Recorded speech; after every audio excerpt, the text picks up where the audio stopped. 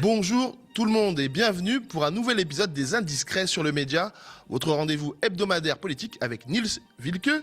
C'est le monsieur off du média. Tous les vendredis, il nous offre les indiscrétions du monde politique et médiatique et décrypte l'actualité. Au sommaire de cette émission, gros malaise au Conseil constitutionnel après un an passé sous la férule du macroniste Richard Ferrand. Niels a enquêté.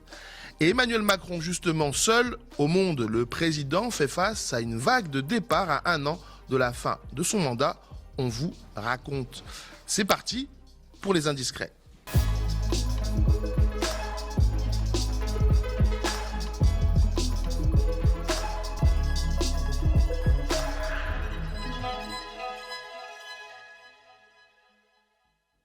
Bonjour Niels, comment vas-tu ? Bonjour Cyril, bonjour à toutes et à tous. Ça va mieux que le Conseil constitutionnel en tout cas. Apparemment, c'est le premier anniversaire à la tête du Conseil constitutionnel pour Richard Ferrand. Oui, mais l'institution ne lui a pas fait souffler les bougies ou offert de cadeaux, hein. C'est un triste anniversaire en réalité. Souvenez-vous, il y a un an, la nomination de Richard Ferrand, proposée par Emmanuel Macron, faisait scandale, hein, avec une levée de boucliers inédite dans le petit monde feutré des juristes et des magistrats administratifs. Pétition, émission, médiatisation, voilà, à l'époque, ça avait fait beaucoup de bruit. D'ailleurs, on en avait parlé dans cette émission. Eh bien, il y a 10 jours, on apprenait par Politico notamment que la secrétaire générale du Conseil constitutionnel, Aurélie Bretonnot, avait quitté son poste. Alors pourquoi une telle bronca à ce sujet? C'est plutôt que Richard Ferrand lui avait laissé annoncer elle-même ce départ à ses agents, selon mes informations, hein. Effectivement, une source au Conseil constitutionnel m'a confié, Richard Ferrand s'est ouvert auprès d'Aurélie Bretonnot, qu'il envisageait de la remplacer. Elle en a tiré les conclusions elle-même. Elle est reconnue pour ses qualités professionnelles et son intégrité. Voilà ce que me dit cette source. Alors, cette magistrate, hein, issue de la Cour des comptes, a mis en avant des divergences de vues sur la conduite de l'institution. Elle l'a écrit dans un mail révélé par Politico. Et son départ forcé, en quelque sorte, constitue un acte inédit dans l'histoire du Conseil constitutionnel, d'où filtre habituellement très peu d'informations, même dans les cercles de juristes spécialisés, ce qui ne va pas d'ailleurs sans difficulté pour nous, journalistes. Mais selon mes sources, effectivement, l'explication de son renvoi tient plutôt à son indépendance, hein, manifestée, qui n'est pas du tout du goût de Richard Ferrand. Enfin, Mais cette Aurélie Bretonnot, elle était quoi au Conseil constitutionnel ?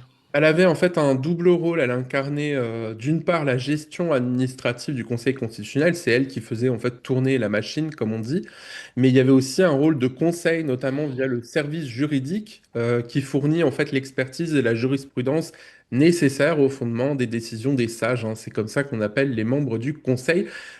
Écoutons à ce sujet le constitutionnaliste Jean-Philippe Derosier qui a accepté donc de développer sur le rôle de cette personne clé du Conseil pour le média. Le président du Conseil constitutionnel est, comme tout président d'un organe ou d'une institution, le garant de cette institution. Pendant longtemps, le Conseil constitutionnel a été associé à Laurent Fabius, avant lui à Jean-Louis Debré, qui étaient des figures politiques de premier plan, et il est aujourd'hui associé à Richard Ferrand, qui est également une figure politique de premier plan. Il n'a peut-être pas exercé exactement les mêmes fonctions que ses deux prédécesseurs, mais il est quand même une autorité politique importante. Il a exercé sa première année de fonction avec une rigueur qui est tout à fait apportée à son honneur, me semble-t-il. La jurisprudence du Conseil constitutionnel n'a pas véritablement dévié. Le Conseil constitutionnel ne s'est pas trouvé affaibli. Il a maintenu un certain nombre d'habitudes. Il va en poursuivre d'autres, dont les audiences délocalisées, décentralisées, qui avaient été introduites par Laurent Fabius et que le président Ferrand va reprendre, me semble-t-il, dès cette année. Voilà, alors le souci, c'est qu'Aurélie Bretonnot, c'est pas franchement une rebelle, hein. D'ailleurs, elle a été nommée par Macron sur proposition de Ferrand lui-même. Et là, voilà partie à peine un an après avoir été nommée, ce qui constitue quand même la durée la plus brève jamais observée à ce poste depuis la création du Conseil constitutionnel. Et pour la première fois depuis 1959, hein, donc un décret du président a mis fin aux fonctions d'un secrétaire général ou d'une secrétaire générale plutôt, sans procéder à la nomination de son successeur ou de sa successeur. Alors en conséquence, le Conseil constitutionnel se trouve privé de secrétaire général, ce qui est quand même un problème. Justement, c'est peut-être la réputation de Richard Ferrand, son attitude, qui fait que Aurélie Bretonneau soit partie, non? Oui, bah, Richard Ferrand, de toute façon, on a vu son style quand il était président de l'Assemblée nationale et avant quand il était ministre. C'est quelqu'un qui est réputé et qui est cassant, décrit comme volontiers arrogant et qui n'apprécie pas la contradiction. Tu vas me dire, c'est le portrait robot des macronistes. Pas tous, mais c'est vrai qu'il y a quand même une grande majorité, effectivement, voilà, qui se caractérise un peu par ces traits de caractère. Alors, j'ai demandé à un familier du Conseil constitutionnel et qui connaît bien Richard Ferrand de me décrire le personnage. Il m'explique que c'est un type, je cite, épouvantable, hein, un ancien publicitaire qui n'a pas d'expérience juridique et donc qui veut faire le ménage apparemment dans l'institution pour avoir des gens à sa botte, hein, voilà. Alors les tensions avec Aurélie Bretonneau se seraient cristallisées sur le budget. En décembre 2025, hein, Macron veut défendre l'adoption du budget par voie d'ordonnance parce qu'il en a ras-le-bol effectivement d'attendre que le budget soit approuvé démocratiquement par le Parlement. Voilà, c'est pas trop les manières de ce président. Alors effectivement, logiquement, le Conseil constitutionnel et le Conseil d'État sont interrogés par le gouvernement sur le contrôle des ordonnances, hein. Qui va effectivement effectuer ce contrôle? Est-ce que c'est le Conseil d'État qui est compétent pour les actes réglementaires ou est-ce que ça va être le Conseil constitutionnel compétent pour les lois de finances et finalement le Conseil d'État et sélectionné, c'est Aurélie Bretonneau qui tranche, hein, dans une note interne qui est adressée aux 9 sages du Conseil constitutionnel, puisque ces ordonnances sont prises sans le Parlement, qui n'a d'ailleurs même pas à les ratifier. Et selon le journal Le Monde, hein, qui a publié un article très complet sur le sujet, Richard Ferrand aurait peu apprécié cette prise de position très stricte. Et Emmanuel Macron, dans tout ça, comment il réagit? Bah, il a un contentieux, de toute façon, un vieux contentieux, pourrait-on dire, avec le Palais Royal, hein, comme on surnomme le Conseil d'État, qui siège dans ce bâtiment à Paris. Ça remonte à 2021, quand les magistrats avaient suspendu sa réforme de l'assurance chômage, hein. En l'occurrence, c'était une magistrate. Petit retour en arrière. La réforme de l'assurance chômage devait en effet entraîner une baisse du montant des indemnités perçues par de nombreux demandeurs d'emploi, notamment ceux qui cumulent une activité salariée et des périodes d'inactivité. Inacceptable pour les syndicats qui avaient saisi le Conseil d'État. Ils viennent donc d'obtenir victoire puisque le Conseil d'État, c'est une cour administrative suprême qui a le dernier mot dans ce genre d'affaires. Le gouvernement n'a donc d'autre choix que de revoir sa copie une fois de plus. Car l'exécutif n'en est pas à son premier revers dans ce dossier. Tout à fait, hein. À vrai dire, c'était une promesse de campagne d'Emmanuel Macron qui a bien du mal à se matérialiser. Voilà, alors à l'époque, évidemment, la suspension avait suscité la colère d'Emmanuel Macron, hein, qui avait alors qualifié le Conseil d'État de tribunal de province, ce qui, dans sa bouche, hein, n'est évidemment pas un compliment, voilà, et qui est quand même assez condescendant. On reconnaît bien là sa marque de fabrique. Bref, le temps a passé, mais évidemment, Macron n'oublie rien et les soupçons d'une tentative de mise au pas du Conseil constitutionnel n'ont pas tardé à se manifester quand le président a nommé Ferrand à ce poste. À ce sujet, d'ailleurs, Jean-Philippe Derosier, donc le constitutionnaliste que j'ai sollicité pour cette émission, nous fait un bref rappel effectivement de la chronologie. Richard Ferrand souffre d'un double problème de légitimité. Premièrement, il n'a aucune connaissance de juriste. C'est un journaliste à l'origine, là où Laurent Fabius était membre du Conseil d'État, où Jean-Louis Debré était docteur en droit. D'autre part, lors de sa nomination, il a échappé à une censure par le Parlement à une voix près. Il s'en est fallu d'une seule voix pour que Richard Ferrand ne soit pas ainsi censuré. Et le président de la République a décidé de le nommer néanmoins, ce qui était parfaitement son droit et parfaitement conforme aux règles établies, faisant que la légitimité de Richard Ferrand est d'autant plus affaiblie. Voilà, et oui, et il faut ajouter aussi que l'autre polémique, c'est que Richard Ferrand a été nommé au Conseil début 2025 à une voix près, hein, ça s'est vraiment joué à rien. grâce au RN qui s'est abstenu sur sa nomination. Et à l'époque, le parti d'extrême droite avait démenti avoir passé un marché avec Richard Ferrand ou Emmanuel Macron, mais il avait avancé une explication tout aussi inquiétante, puisqu'en cas de victoire en 2027, le RN prévoit de faire passer une nouvelle loi sur l'immigration via un référendum, comme le rappelle d'ailleurs le parti d'extrême droite dans son programme. Et pour cela, il aura besoin du soutien du Conseil constitutionnel, puisque en principe, on ne peut pas faire de référendum effectivement sur l'immigration, hein, c'est anticonstitutionnel. Sauf si effectivement le Conseil constitutionnel déciderait de fermer les yeux. Bon, alors en attendant, Richard Ferrand, lui, semble vouloir nommer des proches à ses côtés, hein, au mépris de la coutume. Par exemple, à la place de magistrat, il a nommé à la communication du Conseil constitutionnel Marion Burlot, qui est l'ancienne chef de service de presse de l'Élysée. Et il a aussi nommé l'avocat Méziane Reski, qui est l'un de ses fidèles, hein, depuis 2017 comme chef de cabinet, fonction qu'il occupait déjà à la présidence de l'Assemblée. En tout cas, c'est là des pratiques qui risquent de raviver les critiques à l'égard de Macron, hein. Oui, effectivement, parce que le président de la République est soupçonné de vouloir affaiblir les contre-pouvoirs face à la menace du RN et qui pourrait arriver au pouvoir en 2027. Alors lui, effectivement, il s'en défend. Bon, l'Élysée n'a pas souhaité évidemment répondre à ce sujet qui est quand même assez sensible, d'autant que le pouvoir des nominations est un pouvoir présidentiel et que Emmanuel Macron a une vision assez bonapartiste, disons assez extensive de ce pouvoir. Il n'entend pas y renoncer. Mais effectivement, il y a des sources au sein de l'exécutif qui expliquent que, au contraire, il nomme ses fidèles, hein, évidemment, pour préserver la République en cas d'arrivée du RN au pouvoir. Bon, alors ça, c'est un peu le côté propagande, si j'ose dire, hein, de l'affaire. Il y a aussi, évidemment, la volonté pour Emmanuel Macron de placer des fidèles, évidemment, pour se maintenir informés. N'oublions pas que le président de la République n'a jamais abandonné l'idée de faire un troisième mandat, que ce soit d'ailleurs en 2027 ou en 2032. En tout cas, évidemment, ces critiques sur le Conseil constitutionnel et notamment son sulfureux président ne sont pas près de s'éteindre. Écoutez le constitutionnaliste Jean-Philippe de Rosier. Il y a sans doute des raisons, et je ne peux pas spéculer sur ces raisons parce qu'elles sont propres aux intéressés et je n'en fais pas partie, donc tout le reste serait pure spéculation. Mais évidemment, cette surprise a créé un bruit qui est d'autant plus alimenté par les problèmes liés, les difficultés liées à la nomination initiale du président du Conseil constitutionnel. Sans doute pour le bien de l'institution, aurait-il été sage d'éviter cet incident?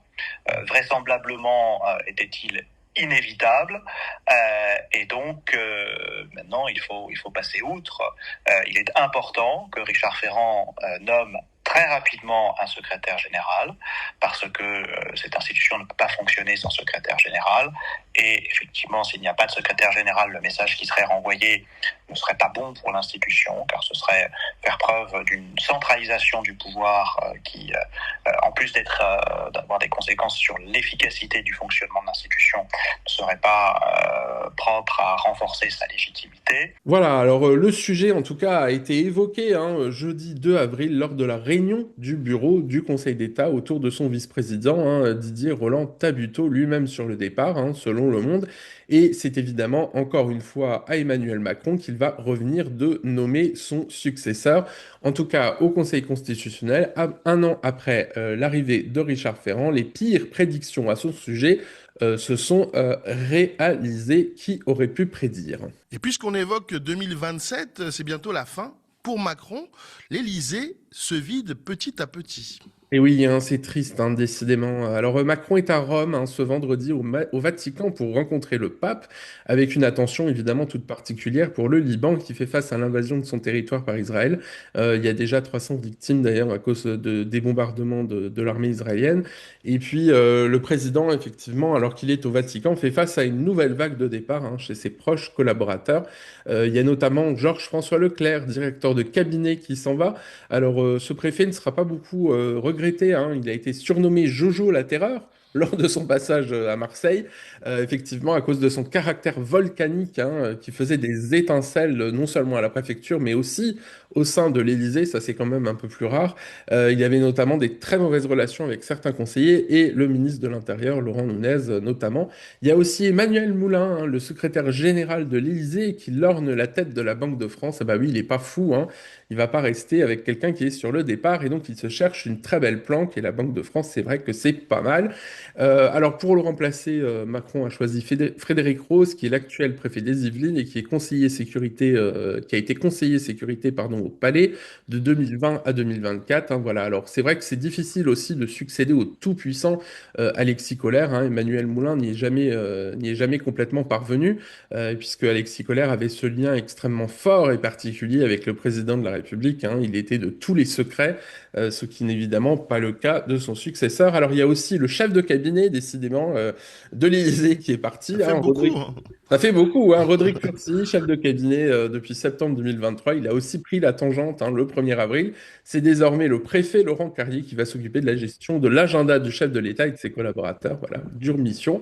Il y a aussi les deux secrétaires généraux adjointes de l'Élysée qui ont quitté le navire en ce mois d'avril, hein. Émilie Piette va présider Réseau de transport d'électricité, tandis que Constance Bensussan, la Caisse nationale des affaires familiales. Voilà, elles sont remplacées par Mathieu Landon, qui est l'ancien conseiller économie du président, et Geoffroy De Vitry, qui est l'ex-directeur de cabinet des ministres du Travail, Olivier Dussopt et Astrid Panosyan-Bouvet. Voilà, donc, et puis, à cela s'ajoutent évidemment des promotions, hein, pour Catherine Pégard, conseillère culture, et puis l'ancienne patronne évidemment du château de Versailles, qui a été nommée fin février ministre de la Culture en remplacement de Dati, et Anne-Claire Legendre, conseillère Afrique du Nord et Moyen-Orient, qui a pris la direction de l'Institut du monde arabe après la démission de Jack Lang. Voilà, encore un très beau poste.